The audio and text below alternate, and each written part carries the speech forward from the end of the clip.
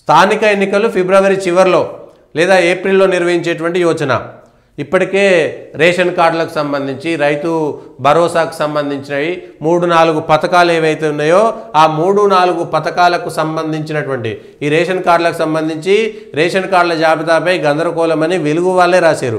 కులగణన సర్వే ఆధారంగా జిల్లాలకు రేషన్ కార్డుల కోసం 12.6 లక్షల మంది దరఖాస్తు. ఇప్పుడు లిస్టులో పేరు లేకపోవడంతో ఆందోళనకు దిగుతున్నటువంటి అర్హులు తమ పేర్లు తీసుకోవాలని లేదంటే సర్వేను అడ్డుకుంటామని హెచ్చరిక. ఈ రేషన్ కార్డులు అనేటువంటివి పెద్ద తతంగం. రేషన్ కార్డులు, ఇండ్ల జాగాలు, ఎక్కడైనా తతంగం ఏది. అనేకమైనటువంటి మీరు ఏదైనా ఒక 10 గ్రామాలు తీసుకోండి, 2-3 గ్రామాలు తీసుకోండి. ఆ గ్రామంలో అంతకుముందు ఉన్నటువంటి వాళ్ళు ఎంతమంది ఉన్నారు, ఇండ్లు లేనటువంటి వాళ్ళు ఎంతమంది ఉన్నారు, ఇండ్లకు తాళాలు వేసినటువంటి వాళ్ళు ఎంతమంది ఉన్నారు, గతంలో గవర్నమెంట్ తరపున వచ్చినటువంటి ఇండ్లు బీసీ గృహాల సముదాయమనో లేకపోతే ఇంకొకటో పేదలకు ఇచ్చినటువంటి గతంలో కట్టించినటువంటివో 20 ఏళ్ళ కిందనో 30 ఏళ్ళ కిందనో ఇండ్లు చూడండి. వాళ్ళందరూ తాళాలేసి బ్రతుకు తెరువు కోసం ఇంకెక్కడికో వెళ్ళినటువంటి సందర్భాలు అనేకం ఉన్నాయి. వాటిని మనం ఒకసారి అర్థం చేసుకోవాలి. ఈ గృహాలకు సంబంధించి రేషన్ కార్డులు అర్హులు ఎంతమంది, అనర్హులు ఎంతమందిని తొలగిస్తారు? నిబంధనలు 100% కనుక పెట్టుకుంటే సగానికి పైగా, సగానికి కూడా కాదు, సగానికంటే ఎక్కువనే రేషన్ కార్డులు రద్దయిపోతాయి. అర్హత లేనటువంటి వాళ్ళ రేషన్ కార్డులే ఎక్కువ ఉంటాయి. ఏదైనా సరే అర్హత లేనటువంటి వాళ్ళే, ప్రభుత్వం నుంచి వచ్చినటువంటి డబ్బులన్నిటిని కూడా అనర్హత ఉన్నటువంటి వాళ్ళకే పోతుంటాయి. ఇట్లా రేషన్ కార్డులలో కూడా సగానికి సగం లేచిపోతుంటాయి. సో ఇవి పెట్టేసుకొని 4 పథకాలకు సంబంధించినటువంటి దాంట్లో వరుసగా ఏవేవి ఉంటాయి ఇవన్నిటికీ పెట్టుబడి సాయం సంబంధించినటువంటి కానీ లేకపోతే మిగిలినటువంటివి కానీ అన్నీ ఒకేసారి ఈ 4 పథకాలకు సంబంధించినటువంటి ముఖ్యమైనటువంటి కానీ ఏం చేయాలి అనేటువంటి అంశం పైన ఒక్కసారి రాష్ట్ర ప్రభుత్వం ఆలోచన చేసుకోవాల్సినటువంటి అవసరం కూడా ఉంది. రాష్ట్ర ప్రభుత్వం ఆలోచన చేయాల్సినటువంటి అవసరం ఉంది. ఈ పథకాలకు సంబంధించినటువంటి అంశాలను ఏం చేస్తారు అనేటువంటిది కూడా చూడాలి. దాన్ని పట్టుకొని అంటే ఈ పథకాలకు సంబంధించినటువంటి అంశాలను పెట్టుకొని ఫిబ్రవరి చివరి వారంలో స్థానిక సంస్థల ఎన్నికలు పోవాలనుకుంటున్నారు. కానీ స్థానిక సంస్థలకు ఎన్నికలు పోవాలంటే కాంగ్రెస్ పార్టీకి ఇది సరైనటువంటి అదనా కాదా అనేటువంటిది కాంగ్రెస్ పార్టీ బేరీజ్ వేసుకుంటుంది. రైతు రుణమాఫీ ఇచ్చినామని చెప్పుకుంటున్నారు. రాని వాళ్ళు వేయకపోయినా వచ్చిన వాళ్ళైనా కాంగ్రెస్ పార్టీ వైపు వస్తారు కదా అనేటువంటిది ఒక ఆశ. రైతు భరోసా రేపు పొద్దుగాల మొదటి విడత అంటే స్థానిక సంస్థల ఎన్నికల జరిగేటువంటి కంటే ముందే ఈ రేషన్ కార్డులు, ఇండ్లకు సంబంధించినటువంటి భూములు లేకపోతే వాటికి సంబంధించిన కేటాయింపులు, అదేవిధంగా రేషన్ కార్డులు, రైతు భరోసా ఇవన్నీ కూడా కలిపి వేయడం వల్ల రేపు స్థానిక సంస్థల ఎన్నికల్లో కాంగ్రెస్ మద్దతుదారులు ఎక్కువ మంది గెలవడానికి అవకాశం ఉందనేటువంటి ఆశపడుతున్నారు. కానీ ఇప్పటికీ ఎన్ని రోజులైతుంది ఈ బీసీ కులగణన సర్వే అని చెప్పి ఇప్పటిదాకా ఎందుకు బయట పెట్టలేదు? ఎందుకు అసలు దాన్ని సమర్పించట్లేదు? అధికారికంగా ఇచ్చినటువంటి కమిషన్ ఎటుపోయింది? లేకపోతే బీసీ కులగణన కోసం చేసినటువంటి ఆల్రెడీ సర్వే అయిపోయింది కదా, ఇప్పటిదాకా ఎందుకు బయట పెట్టట్లేదు? బయట పెట్టి ఏం జరిగింది, ఎవరెవరు ఎంతమంది ఉన్నారు, బీసీలు ఎంతమంది ఉన్నారు, మిగిలిన వాళ్ళు ఎంతమంది ఉన్నారు, ఎవరి ఆర్థిక పరిస్థితి ఎట్లా ఉందనేటువంటిది బయట పెట్టండి. నిజానిజాలు బయట వస్తాయి. ఆ సర్వే ప్రకారం ఇవాళ రేషన్ కార్డులకు సంబంధించినటువంటి వాటిని తీయండి. సర్వేలో వచ్చినటువంటి డీటెయిల్స్ ప్రకారము రేషన్ కార్డులు మిగిలినటువంటి పథకాల అమలుకు సంబంధించినటువంటి లింక్ మొదలు పెట్టండి. నిజమైనటువంటి అర్హులకే వెళ్తాయి అవి. ఈ విషయం పైన కూడా క్లారిటీ రావాలి. ఇవన్నీ మొదలు పెట్టుకొని ఫిబ్రవరి చివరిలో స్థానిక సంస్థ ఎన్నికలు సాధ్యమవుతాయా? ఆల్రెడీ ఇది జనవరి 20కి వచ్చేసినాం. ఆల్రెడీ ఇవో 10 రోజులు ఒక నెల రోజులు 40 రోజుల సమయం లేకుండా అంటే కనీసం ఇప్పుడు ఈ జనవరి చివరి వారంలో నోటిఫికేషన్ ఇస్తే తప్ప ఎన్నికలు సాధ్యం కాదు. కనీసం 20-25 రోజుల సమయం అయితే ఇవ్వాలి కదా.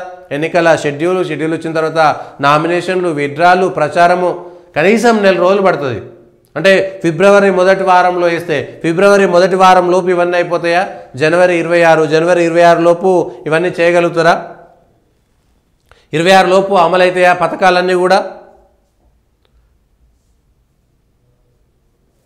20, 21, 22, 23 దాకా గ్రామ సభలు అయితే గ్రామాలలో ఉండేటువంటి రేషన్ కార్డులు కొత్తగా అన్ని ఆధార్ కార్డులు సేకరించడం, వాళ్ళకి సంబంధించినటువంటి వివరాలు పెట్టడము అయిపోతుంది.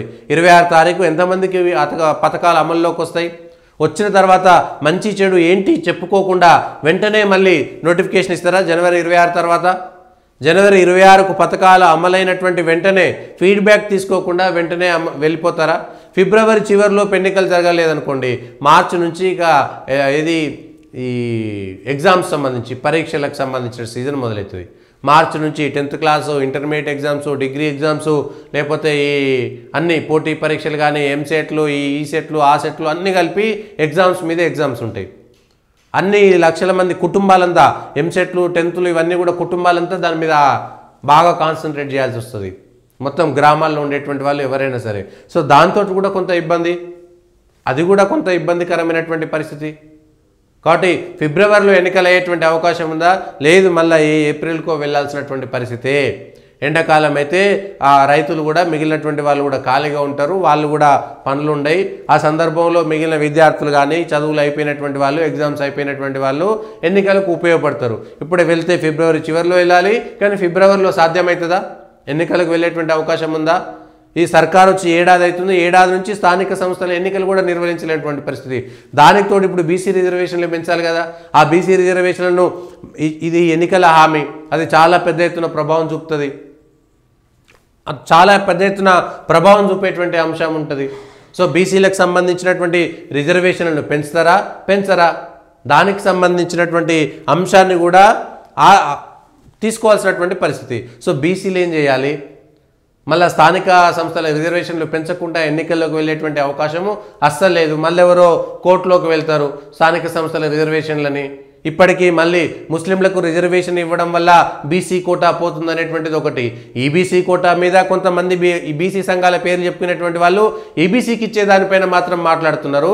కానీ రాజ్యాంగ వ్యతిరేకమైనటువంటి సుప్రీంకోర్టు కూడా రద్దు చేయాలన్నటువంటి ముస్లిం కోటాకు సంబంధించినటువంటి దానిపైన మాత్రం ఏ రాజకీయ పార్టీ కానీ ఏ బీసీ సంఘాలు కానీ మాట్లాడతలేరు. తద్వారా బీసీలకు ఎంత అన్యాయం జరుగుతుందనేటువంటిది స్పష్టంగా కనబడుతుంది. అక్కడ రాజ్యాంగ విరుద్ధం మత ఆధారంగా రిజర్వేషన్లు ఇవ్వడం, కానీ తెలంగాణలో మతం ఆధారంగా రిజర్వేషన్లు ఇచ్చి ఇవాళ బీసీలో పెట్టగొడుతుంటే ఏ ఒక్క బీసీ సంఘం కానీ, ఏ ఒక్క బీసీ నాయకుడు కానీ, ఏ ఒక్క రాజకీయ పార్టీ కానీ మాట్లాడదు. ఇగో ఇది ఓటు బ్యాంకు రాజకీయాలకు సంబంధించి. కానీ అందరూ ఈబీసీలకు సంబంధించినట్టు కోటా మీద మాటలు అందరికీ నోరు వస్తుంది. ఇగో ఇది మనం మాట్లాడుకోవాల్సినటువంటి అంశము, ఇది పరిశీలించాల్సినటువంటి అంశము. దీనికి సంబంధించినటువంటి దానిపైన క్లారిటీగా ఉండాల్సినటువంటి అవసరం ఉన్నది. సో ఇవన్నీ చూసుకుంటే ఫిబ్రవరి చివరిలో ఎన్నికలు వచ్చేటువంటి అవకాశం లేదు, ఏర్పాటు చేయలేరు. ఏది చేసినా కూడా కష్టమే. పథకాలు ఇవ్వాలి, పథకాల మీద ఫీడ్బ్యాక్ రావాలి, బీసీ రిజర్వేషన్లు పెంచాలి, ఇవన్నిటి మీద నిర్ణయం తీసుకునే లోపు ఫిబ్రవరి అయిపోతుంది. ఆ తర్వాత మార్చిలో, ఏప్రిల్లో ఏది అంతా ఎగ్జామ్ సీజన్ కాబట్టి ఏప్రిల్ చివరి దాకా, మార్చ్ ఎండింగ్లోనో ఏప్రిల్లోనో పెట్టాల్సినటువంటి పరిస్థితి ఉంటుంది తప్ప అంతకుముందు పెట్టేటువంటి అవకాశం మాత్రం ఎన్నికలకు కనబడతలేదు. కళాశాలలో ఉండగానే కొలువు ఖాయం. తెలంగాణలో సింగపూర్ తరహా విద్యా విధానం. ఇదే ఆ దేశ ఐటీతో గతంలో కూడా ఐటీఐలని మన దగ్గర ఉండేది, అంటే స్కిల్స్. ఇవాళ స్కిల్ యూనివర్సిటీ అని మనం అనుకుంటున్నాం కదా. స్కిల్స్ అంటే ఏంటి, నైపుణ్యం అంటే ఏమిటి?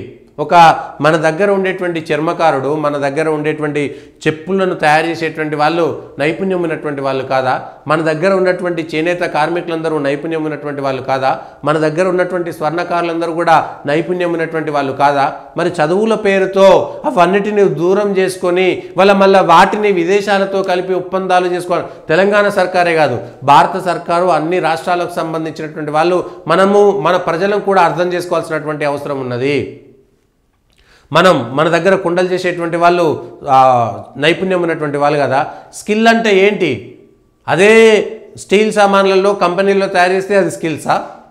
అదే స్టీల్ సామాను కంపెనీలో తయారు చేస్తే కుండలు తయారు చేసేటువంటి వాళ్ళు కాదా?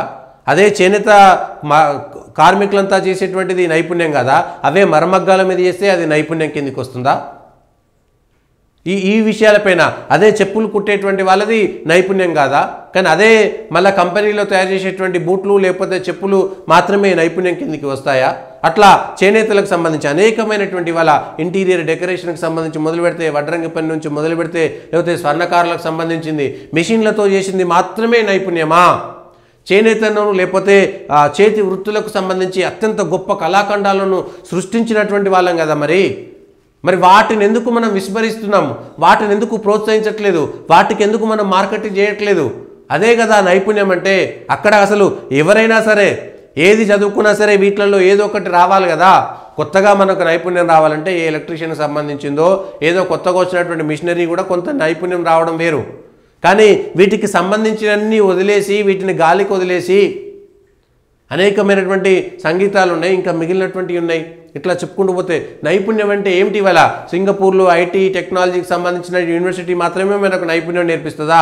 అమెరికాకు సంబంధించింది మాత్రమే కేవలం డబ్బుల సంపాదన విషయంలో మాత్రమే నైపుణ్యం ఉందా? మిగిలింది నైపుణ్యం కాదా? ఇవాళ భారతదేశంలో వ్యవసాయం చేసేటువంటి వాళ్ళు నైపుణ్యంతో చేసేటువంటి వాళ్ళు కాదా? వ్యవసాయ ఆధారితమైనటువంటి కానీ లేకపోతే పాలకు సంబంధించినవి కానీ మాంసం ఇవన్నీ కూడా నైపుణ్యానికి సంబంధించినవి కాదా? వాళ్ళకు వచ్చినటువంటి పనుల్లో నైపుణ్యాన్ని ఎందుకు పెంచట్లేదు? వాటిని ఎందుకు మార్కెటింగ్ చేయట్లేదు? వాటిని ఎందుకు ఎగుమతుల్లోకి అవకాశం ఇవ్వట్లేదు? ఇక్కడ మనం లాస్ అవుతున్నాం. మనదైనటువంటి వాటినన్నిటినీ కోల్పోయి, మనం ప్రపంచ దేశాలకు నేర్పించిందంతా కోల్పోయి, యంత్ర పరికరాలను మాత్రమే నమ్ముకోవడం మాత్రమే నైపుణ్యమా? యాంత్రీకరణ మాత్రమే నైపుణ్యమా? మనిషి మేధస్సు కంటే పెద్ద నైపుణ్యమా? ఇదంతా ఒక్కసారి ఆలోచించాల్సినటువంటి అవసరం కూడా ఉంది. దానికి సంబంధించినటువంటి అంశంలో కూడా ఎందుకు ఇదంతా చెప్పాల్సి వస్తుంది? మన భారతదేశం వెనకబడడానికి కారణమైంది దోచుకుపోయి మన దేశంలో ఉన్నటువంటి సంపదను, మన దేశంలో ఉన్నటువంటి నైపుణ్యాన్ని పరదేశాలకు అన్నిటికీ వెళ్ళిపోయి వాడు మన దేశానికి సంబంధించినంత కొత్తగా చేసుకొని వస్తే దాన్ని మనం చూడాల్సిన పరిస్థితి వస్తుంది.